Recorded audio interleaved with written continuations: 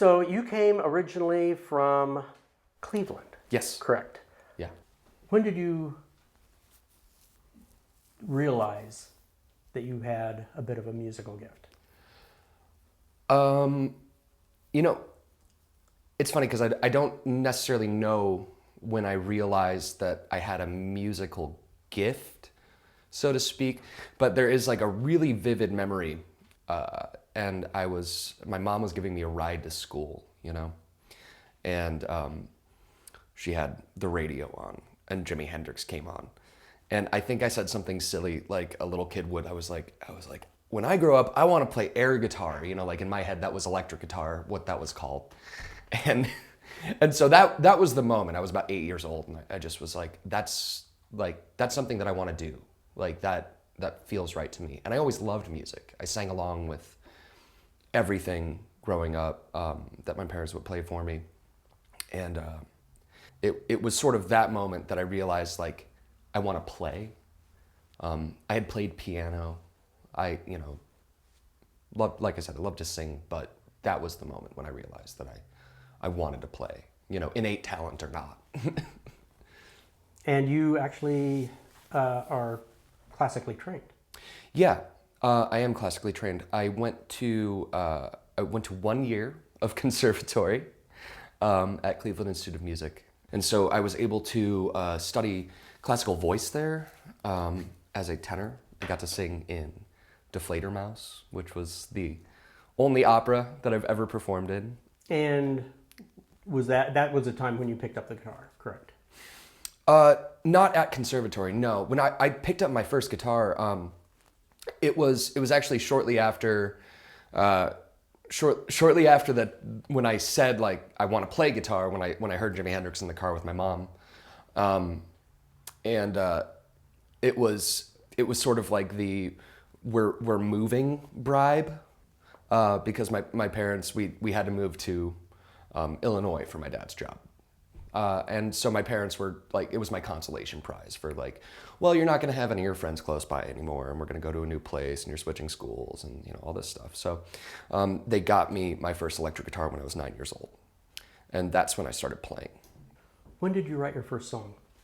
Ooh,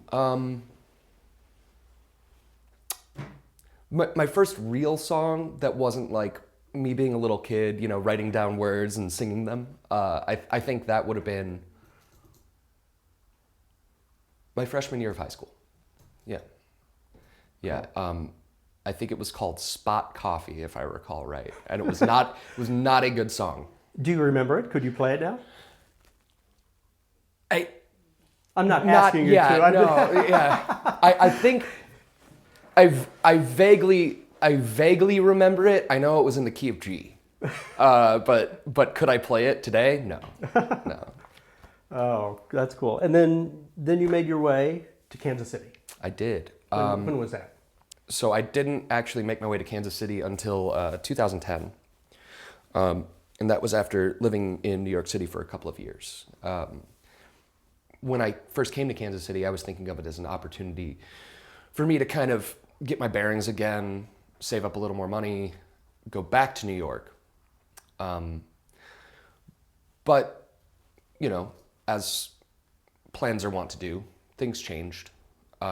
Mostly because I was using that time, pretty wisely, and I started writing these songs that I was producing, in the spare room in my parents' house at that time, and just kind of programming drums and doing all that stuff, and just getting all these recordings done by myself. And then I started booking this tour, and I named this imaginary band, Not a Planet, that had no members yet. And I started booking a tour, and I told all these venues that I had a band and this is the group. And so they said yes. And so I booked a national 2-week tour that I was really excited about. And then I was like, okay, I've got 3 weeks to find a band and get them ready to go on the road. And so that was basically how Not a Planet started, and how I ended up staying in Kansas City, because ultimately what I was doing in New York was trying to push forward my music career, and my career as a songwriter and a performer, it just became part of the new plan. Was not a plan that was going to start touring out of Kansas City, and so I started making a home here. So your songwriting process, where do you draw your inspiration from? Like a lot of inspiration for songs. Everybody says, like, you write what you know, you write what you know, and I find that to a certain extent for me that is true, but I find that I think my best work isn't describing, things that are like really firmly rooted in reality. Like a lot of my inspiration comes from, experiences that I have, but I feel like I convey them best, in allegorical ways. When you're playing music, it's hopping from city to city and going to bars and playing shows and meeting new people, strangers all the time. It's authentic, but it's not.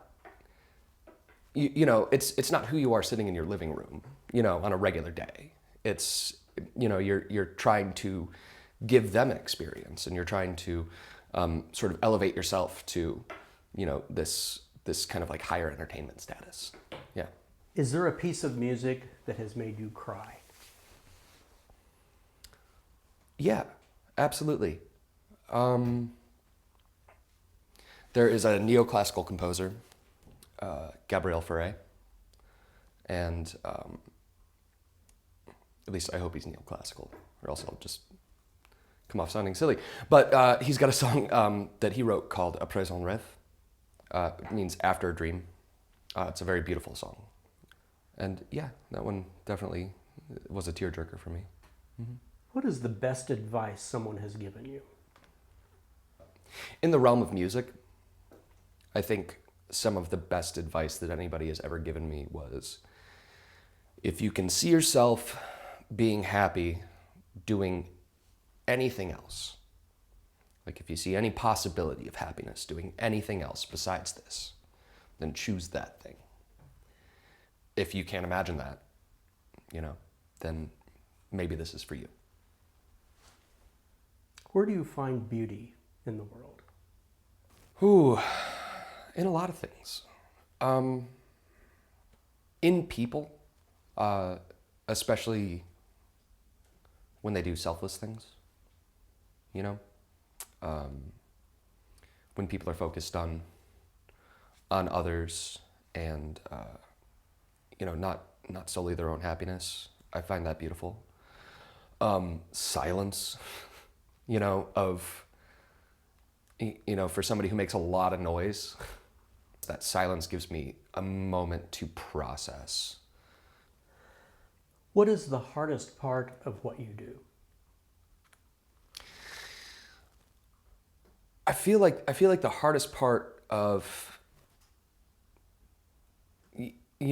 of being a musician, of being a songwriter, when I'm truthful in a way that has made myself vulnerable, that's going to be ultimately my best work, my most authentic self. When you do that, you stand to gain a lot, as an artist. Like you can learn about yourself. You can reach other people in more profound ways because, that honesty hopefully will resonate with them. But it's difficult because sometimes it doesn't. And so then you feel just very exposed, and when you don't get that reward, that it does give you pause. It gives me pause. What's the easiest part of what you do? Oh man, easiest part of what I do? I think like just legitimately entertaining people. That's the part for me that's easy.